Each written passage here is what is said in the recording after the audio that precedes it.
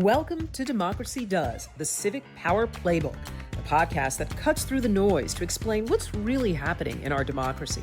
Each episode breaks down key issues with insight from policy experts and change makers, giving you clear tips to take action. Whether you're fired up or feeling stuck, you're in the right place to get informed and get inspired, because democracy works best when we all participate. Hi, everybody, and welcome back to another edition of Democracy Does, the Civic Power Playbook. Today, we're joined by Marjorie Clifton. She's co-founder of an organization called March Matters. It's a Texas-based, nonpartisan coalition made up of business and community leaders, faith-based organizations, and others. And they're joined together by the mission of educating the public with accurate information that promotes voting, specifically for the primaries, especially the ones that happened this past March in Texas. Now, Ms. Clifton is a former DC-based policy and communications expert with deep roots in Texas, and we are so grateful to have her joining us today. Thank you so much for being here.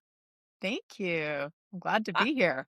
I'm excited to talk to you because what you are doing is so much aligned with the whole notion, the mission, the initiative of this podcast. And it's about engaging people, informing them, and letting them know that their civic participation matters. So let's walk back and explain a little bit more about, first, what March Matters is. Explain it in a little bit greater detail than I did. And then why did you and your co-founder, Deirdre Walsh, feel the need to create it? Well, what March Matters is really a toolkit. So I think of it as like a communications in a box where we sort of slowed everything down. And first of all, with the realization that most people didn't understand what a primary is or why it matters. And by the way, that makes sense because only 4 states in the entire country teach civic education anymore as a requirement. So without it, yes. And here's what's crazy, without testing. So if you think about it, most Americans, if we learned civics at all, it was like from our gym teacher after dodgeball. And like, there's not a lot of rigor to helping people even understand our systems. Let me just say, it's scary. And here's what's wild is like American schools were actually founded by the founding fathers to teach civic education. And so when you think about it, like that was the foundation of the way our democracy was set up and built. And with the one common belief that schools and civic education had to be the center to it working. So you wonder why we are where we are right now. It's because we don't teach it anymore. And so people don't understand how to engage with it. And so that's kind of the core of what March Matters is really about. It's just helping bring people along the journey. Yes. Now, and Robin, you're in DC, so Yes. we both have this understanding that when you live in the DC area, you start talking in this jargon. You start thinking it's normal to use words like amicus brief or gerrymandering or whatever. Right. And, when I would come back to visit my family in Texas from DC, they'd be like, sounds great. We have no idea what you're talking about. And it wasn't for a lack of degrees or anything like that. It was really just because, of course, they didn't understand those things. That is not the part of a normal course of life or what people are encountering. And to be honest, it took a lot of reflection on myself to be like, I am just as guilty as a communicator of not understanding my audiences, of not understanding where people really are. And I had this moment with some friends here in Texas, and I was out, on a boat, unlike Austin, as people do here. And we were talking, and I'm going on about the primary. And they looked at me and said, we love you, Marjorie, but we have no idea, no one does, about the primary. And can I vote in the primary? And when is it? And I was like, oh boy. Wow. Okay. These are professional, these are successful professional people. Yeah, they are. Yes. No, one of them is an executive at one of the biggest companies in the world. So it was like, this is not just, and we see that every room we're in, we're stunned by the gaps. And honestly, some of that's by design. There's not a lot of incentive for people who are sitting in extreme positions in politics and able to get reelected and saying whatever Yes. they want to have more people at the table. So we are just about education, and we're about giving people tools to be able to engage. And that's what Mhm. the heart of March Matters is. And specifically, what that was about was in Texas and around our primary election. Okay. So, so many questions because I think this initiative is so good because you don't realize that there's such a gap in information. I Uh-huh. want to talk about how your efforts moved the needle Yeah. because I did a little bit of homework and I read that your efforts apparently, according to the Texas Secretary of State, now voter turnout increased by nearly 7% compared to 4 years ago. Yep. And March Matters engaged more than 250,000 primary voters. You had Actually, more said, than that. was it more than that? How did Yeah. that, So he, inward, what does that mean? yeah. Well, so what we did is we first focused on learning first, and how do we tell the story of the importance of the primary, and how do we organize all the things people need to know and understand in simple, easy, one-stop shopping kind of a way. So we stood up our website, which is still live, marchmatters.org, and it was like, what is a primary? Why is it important? And here are the 5 steps in order to be able to vote. We explained like what is a voter guide and how does that work. But what we did is not comment on politics at all. We didn't endorse policies, we didn't Yes. endorse candidates. We made it completely nonpartisan. And then we gave partners, and I'll explain who those are, but we gave partners a free toolkit that basically allowed them to create their own communication materials using their own brand, using their own image, using their own message about why March was so important to them, why March mattered to their community. And we saw the most amazing engagement. Now you have to remember that it was Deirdre, me, and then we also had 2 other people working with us here in Texas, Renee Mhm. LaFair and Meryl Davis. And all of us kind of come at it from very different angles. And um what we saw, and we all, but and most of us came from communication backgrounds. So we were thinking Okay. about it from our professional hats of like when we worked with a client or when we were in a company, this is what we needed to be able to be effective in communicating. And we just created that in the easiest way possible so that any type of organization could do it. Great. So that's kind of the how. Okay. And then we reached out to important hubs in people's lives. So we talked about it as we want to reach people where they live, work, pray, and play. And so we went through the YMCAs of Texas in order to reach people at their gym. We went through the Interfaith Coalition and worked with faith communities of literally every type and stripe across the state and engaged them to talk about voting and elections in a way that resonated with their people. And then we reached out to large employers and businesses, and we had restaurants putting posters in their window, March matters to us. And we even had individuals use our toolkit to put up signs in their neighborhood or activate their neighborhood associations. And what we found was this amazing network effect where when we got to one hub, it led to lots more, and then people communicating out to their people in ways that spoke to them and in ways they understood, but in the wrapping of March Matters. And when you talk about doing that outreach, are we talking just picking up a phone and calling, going down an email list, meeting people in person? What does that look like? And then when you Oh talk my about, gosh. yeah, what does that look like first? I mean, I've been joking when people are like, "How'd you do it?" I was like, "We're very, very tired. We're very tired." Yeah. I mean, I gave over 50 presentations in 3 weeks, so it was a lot of high touch. Some of that was leveraging relationships and people that I did know in the state, and then reaching out to others that we knew. I mean, we came from having worked in those business communities and those Sure. faith communities, so we had some foundational partners. We had one in the faith community. We did work through a lot of the chambers of commerce and Okay. major associations in the state.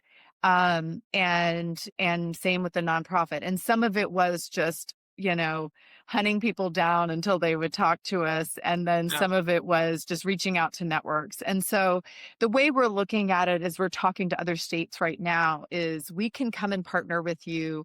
We just need doors opened to find sort of who are those super connectors in the business world, in the faith community, and in the nonprofit world. And those things happen pretty fast. And that's is, I would say, the really positive thing that I took away from this whole work was that community still exists, that people are Yes. still connected, and that people want to learn. I mean, Yeah. that was the other part, is there's a lot of talk about voter apathy. People don't care. No, people actually do care.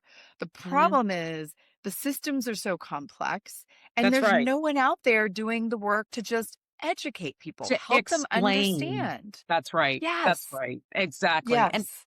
that being said, then give me an example of what, when you say educate, when you go to a faith-based organization, what do you tell them March Matters is, and how do you reach your parishioners, the people in your congregation? Give me an example of what educating Yeah.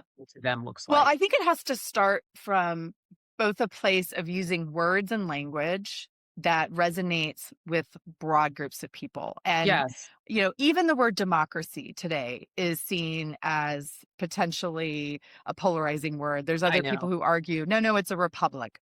So, okay, great. So, whether you want to call it a democracy or a republic, the way our government works. So, we put a lot of work and time into understanding research around the kinds of words to use and not use, and how you introduce ideas in a way that Yeah. felt palatable to all different kinds of people. Yes. So I think making it really clear and understandable, and then connecting elections to people's daily lives. And every community has different issues that are important to them. If it's your neighborhood association, it might be getting the potholes fixed in your street, That's or right. thinking about development and the way it's happening in your neighborhood. If you're a healthcare community, it might be access to healthcare, cost of healthcare, whatever it is. And so we, again, made it so that they could customize that message and Nice. connect the election to whatever the issue was that they cared about, or the Yes. identity of that community and what they cared about. And so that was sort of the heart of how we did it. And we remain true to being nonpartisan. We remain true to not endorsing anything. We are a 501c3. We will Mhm. always be a 501c3. We don't have designs of becoming a PAC or a C4 or getting Good. into political work. And I think that really resonated with people. And as a result, when we would do our weekly calls that we did with the coalition to provide updates and to troubleshoot and help anyone that was involved, I mean, you looked at the diversity of organizations, faith communities, political views, all of it, and it was unbelievable. I don't know when I've been in a space like that ever in my entire career. So it was really, really lovely and inspiring. Why do you think there is such a response like this right now? Why do you think people are responding this way? Think that even people who might be super aligned with what is happening with some of the political decisions in our country still think something is wrong, and there's some things that are not working for them. And I think social media is contributing to that. I mean, it was interesting because we actually had a tool that allowed us to collect stories as we Mhm. were out in the polling locations at conferences, and ask people things like, how do these policies relate to your life? Or Yes. why is voting so important to you? Things like that. And one of the things that I heard was just how hard it feels to people to feel like their communities are so divided. And so, regardless of what your politics are, people do not feel unified right now. Maybe you do in a microcosm, but not as a whole. And people are demonizing. And I think that that in itself is something that has people wanting to feel like, what can I do? Yeah. And so that act of learning, that act of understanding, that act of feeling like you are part of something that is universal, not party affiliated or politically affiliated, I think was really connecting to people. And I think it was very grounding. And I think having the compassion to also say, it makes sense why you don't understand what's happening, Mhm. because it is very, very confusing. And Yes. and that was a core part of our ethos as well. When I was looking through your website, one of the questions, what I really like is that you do go out of your way to connect people in that compassionate way, asking, how do you feel like this impacts you? And one of the stories you have is you have your share your voting story, and it says, is there, um, in what ways do elections shape your daily life? It goes back to what we were just touching on in Hmm. terms of the groups you reach out to. Is there a response that really surprised you or was particularly memorable in terms of how voting and engagement, civic engagement, has impacted their life, or why they feel like they can't be engaged? Mm. Well, surprised me. I mean, yes and no. The diversity of answers was pretty amazing. I mean, there were certain people who did talk about it as the divisiveness in their own families and feeling so divided, felt like I need to do something. I heard people even say it hasn't touched my daily life, like doesn't affect my work or, my pocketbook directly, but I really it seems to be infecting our world, this division. And so I heard a lot about that. But I also heard a lot of very specific ways that it was impacting, and I say it, policy and Yes. voting, and then the electeds that we elect are directly impacting their daily lives. And so, things like tariffs impacting cost of whether it's building or products or retail. I heard a young student who was actually working with kids who had learning differences and learning disabilities, and said, I am seeing this impact the families that I am working with every day, uh, be it concerns over immigration status or healthcare policies and what they have access to for learning interventions or the way their schools are being reshuffled. So I heard such a wide variety. And again, having so many different kinds of businesses and others Mhm. sitting with us. Um, and I think in the business world in particular, regardless of industry, what we heard was instability is just not great for anybody. And this Mhm. volatile environment in terms of our global engagement, or the volatile in terms of price and all of that it makes the environment very, very difficult for businesses to be able to predict and to be able to have the stability for their Yes. workforce or their pocketbooks. I have to say, I am surprised when you tell me about the response where someone says, "Oh, this doesn't infect me at all, really." I'm a little surprised by that because I do feel as if, do you not go to the grocery store? Do you not go to the gas station? Do you not see what's happening? And I kudos to you for maintaining the even tone, because what's happening now does seem to be infiltrating every corner of a community. But I guess I Yeah, don't I see mean, it and as. I think that goes back to that learning part, is that Yes. the more people understand and learn how to connect the dots, Yes. the more that those connection points are made. And, Yes. that we talk to people of all ages, we Mhm. talk to people of all, socioeconomic, race, uh, geography, et cetera. So, it was a collection. And I think that's part of our challenge for all of us, is to be able to sit in curiosity in those Yes. spaces and with patience with people as they come to understand and learn and connect the dots. And the Yes. reality is, as I talk to groups, sometimes they're like, we're not into politics. We don't do politics.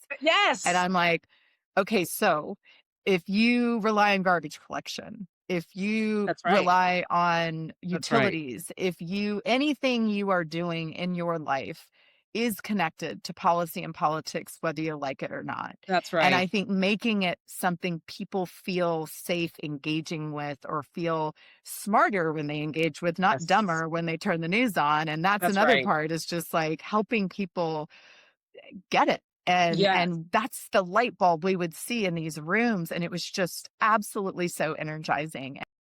In terms of impact, what we saw in Texas, you had asked that earlier. So we had over 1.4 million more voters this Wow. cycle than we have seen historically. In fact, we had the highest turnout rate that the state has ever seen since 1914. And in Wow. 1914, there was a civil rights issue that was going on that created a huge influx at that time. But for this particular election, it was unprecedented. And the thing that Wow. we are proud of and the part that we were working on was we wanted new primary voters to show up, Yes. meaning people that were registered to vote, but that had never voted in a primary before. Because what we do know is that once people engage once, they tend to vote again.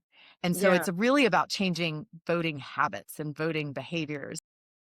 And that was the part we were really excited about. And in Texas, we saw a 21% of the people who voted in the primary had never voted in a primary before. And that was stunning. It was just stunning. And so that is the heart of what we were trying to do. And what we discovered is in being able to connect with people in lots of different parts of their life, we were talking to over 5 million Texans in either in their faith communities, at their work, and basically talking to them through multiple different channels at a time. And I had a moment, we were on a call with one of the industry associations, and an executive of one of the big companies said, "Oh, wait, I know March Matters. They've talked about it in a sermon at my church for the last 2 Sundays in Houston." And I went, The because cross that was what we pollination. designed it to do. And it was just this Yes. incredible, okay, it's working. It's working. Yeah. Then what's next for you? You had briefly mentioned that you're open to going to other states and if doors are open, what do you see for yourself? What happens when, now that March is the primaries are, done? What Well, we happens? have a runoff in Texas. So now we've got another learning opportunity, and Yeah. that now we have a runoff. So, Yeah. and we have it in both parties. So we actually assembled our partners, said, "What do you want to do?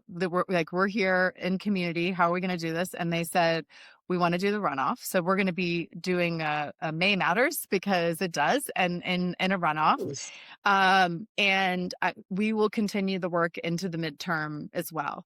Um, for you. that said, we spent a lot of time and work creating all of the model, creating the tools, creating the whole system that we're using to be able to enable partners and do what we do, and we have it ready to take to other places. And so, right now we're in that glorious place that nonprofits find themselves in, of funding and needing to Yeah. be able to find the funders, Yes. and in partnership with the states that we're already talking to. So we already have 4 other states asking, "Can you get this here for us in May? Can you get us here in June?" Wow. And we will continue to work in other states and are thrilled to partner with other states and enable their leadership to be able to do what we did here. And, yeah, so it becomes a finding the right partners and finding the funding. The partnership has actually been the easy part, and we're hoping that the funding will follow as well. This is a lot of work. It's amazing. It's amazing. And that the accomplishment is huge. On a personal level, why are you doing this? Mm, yeah. You have those moments in life where everything clicks, where everything kind of makes sense. I spent my career in media. I spent my career in communications and policy work, working in faith communities, in nonprofits, and with corporations. And also I did that working across 4 very different administrations and for 4 very different types of politics. And I like to joke, like, I came from a bipartisan household and definitely had both parties represented in my family network, but I Yeah. also had multiple religions represented in my family network, and Uh-huh. geographies and all that. So Yeah. in some ways, and even, looking at my and my siblings' professions, we all kind of speak different languages in a lot of Yes. different ways. And that really was the heart of my passion, was how do we bridge all of those differences in a way that we can all be together. In the same way, I have found in my business partnership with Deirdre Walsh, the most amazing partnership I've ever had in my work, and that we're very complementary. We have very different skills, but that work so well together. Yes. And so, in some ways, I'm all about it's the people and who I'm doing it with. and who and how I got to show up in all these spaces in Texas, and I'm already Yeah. starting to show up in different places around the country. It's just such a hopeful space to be in because Oh, it brings the temperature down. It's about yes. ways we can connect and understand and agree, not about all the things that we disagree. I mean, I'm a mom, so I think about my daughter and the world I want her to live in. And all of the things we're doing impact that. They Yes. impact every person I care about and everyone that I touch. Yeah. And so, the things that and the gifts that I've been given and I can do, that's what I'm trying to Mhm. leverage. And then also to have the humility to know the things I don't do well and bring the right people to the table to fit those pieces together and do together. So um, I've never felt more excited to get out of bed every morning and do something than I have this, and it's been really wonderful. Well, that's lovely. That's really great. And to see the results too must be so rewarding. I mean, you're on a roll. That's terrific. Yeah, and I mean, we need to do this in other states really to Yes. prove the model out Yeah. because, Yeah. in Texas, we had national attention. There was a lot of Yes. money that went That's into these right. elections. The money that went into these elections, interestingly, went into typical primary voters. So again, Right. what we're excited about are the new ones because, Yes. I would say plausibly we did create a lot of that new. And even if people were hearing about it, Colbert did a big piece that created national attention and things like that. Stephen Colbert. Um, you still the challenge was okay, but I don't know what to do or how to That's right. engage. And a lot of our users on our website were actually coming from Google searches on how do I vote in Texas. And so that was really exciting to us to just Yes. enable the voters and that. Yes. So it'll be interesting to see how this does in other places, and what the turnout numbers look like and why it's important for us to continue the work, in Yes. places outside of Texas. Yes. That leads me to my one of my final questions is I like to end on a hopeful note and I love this because you're so hopeful, your mission is so optimistic and inclusive. What are three top tips? I like to call them power plays that you would advise someone who says what you just said, I don't know what to do. I want to do something. I feel maybe confused, a little left out, overwhelmed. What are three top tips you would recommend to someone? I mean, the first one is don't use social media as your education tool. I mean, it's so difficult. Van Jones actually did a post on this on Instagram one time that I thought was actually fabulous because what he said was, you know, if you're mystified by the crazy things that the person who sees the world differently than you is saying, you can be mystified, but you should also know you are also being manipulated. So, whatever you're believing is being hardened by the algorithms that drive your social media. And Yes. so, we're all being manipulated. And I Yes. think that is true. I was talking to a friend of mine who's writing a book right now on Silicon Valley and on all of this tech. And he said 50% of what exists online right is being brought into our world through foreign actors, is misinformation. And you think about it, tools like AI, things that are being fed on social media are just regurgitating those Right. things. And Right. so other than there's a on Instagram, it's called like the Good News channel. And that's Yeah. like, I follow that one and try to make that top of my Yes. algorithm. But I don't know many people that get off social media feeling like, oh, I feel so good. I know. That was such an uplifting I exercise. And know. so, I mean, turn it off. And Yes. and the hard part is the media is complicated right now. And Yes, it so, is.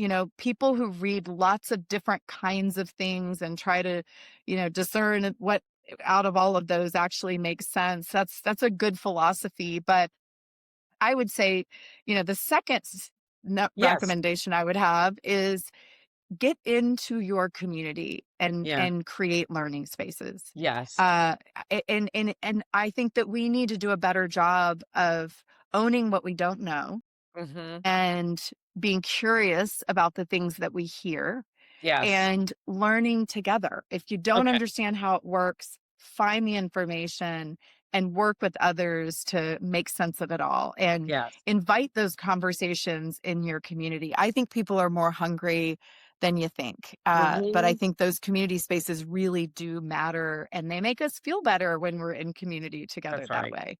That's true. Uh, and then I think the third is just to not assume not assume anything about what others believe, not assume anything about why they believe them. And it kind of goes back to what I was talking about in the ways that we learn is ask lots of questions. Yes. And the more questions we ask, we usually arrive at a much more compassionate and understandable Yes. answer. And I'll Yeah. give you an example of this. I was teaching a class at UT and we were talking about a lot of these kinds of themes at University of Texas. Yes. Oh, okay. For those outside of Texas, the Tennesseans get a little sensitive because they're like, no, we're the UT. And I'm like, no, University of Texas, my alma mater. And I had a student reached out to me and said, I've really been struggling. My political views are very different than my parents. My parents are hardcore MAGA, and it's really hard for me to understand because I'm a Filipino immigrant, and I Oh, could not get my head around this, like how the way he talks about immigrants, et I cetera. right. And they took the tools that we talked about understanding your audience, understanding who you're talking to. And she said, and I, instead of being upset, started digging in. Well, help me understand why. What exactly is going on? And what they said was, I don't care what Trump says about all these other things. He's great on Filipino policy and he's been great to the Philippines. And that's our only and number one issue.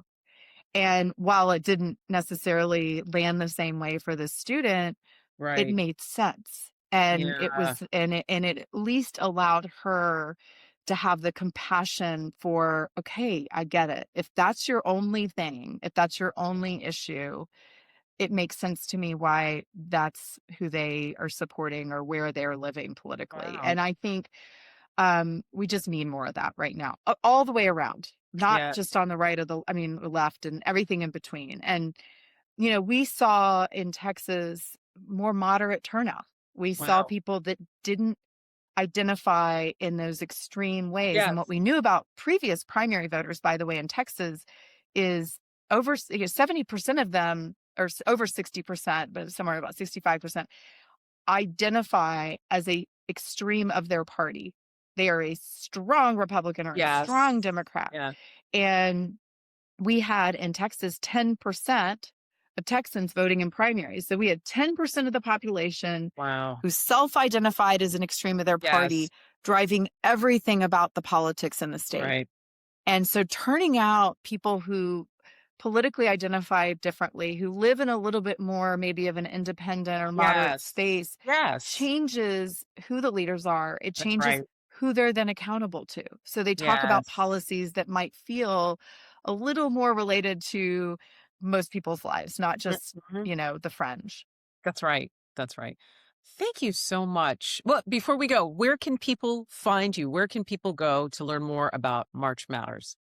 Yeah, so you can reach out to marchmatters.org. We have a contact us on the website, and Perfect. you'll see, this is one campaign of what will become many out of our parent organization, which is called In Good Company. So we like to keep good company. So In Good Company Okay. Okay. Institute.org, which is igcinstitute.org.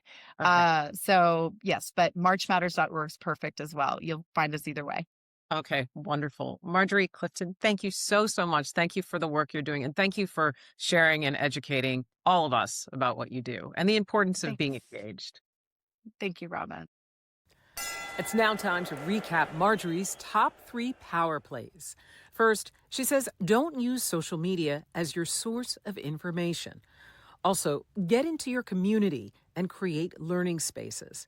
And finally, enter conversations with compassion and questions. If you want to learn more, you can go to marchmatters.org. Thanks so much for joining us. We hope you're feeling a little more hopeful, a little less stuck, and maybe even inspired to take action, because democracy does work when we all participate. And don't forget, sign up for our newsletter to get updates on when our next episode drops. You can go to my website, democracydoes.com. And as a bonus, if you haven't gotten one, a free and easy tip sheet on how to get involved.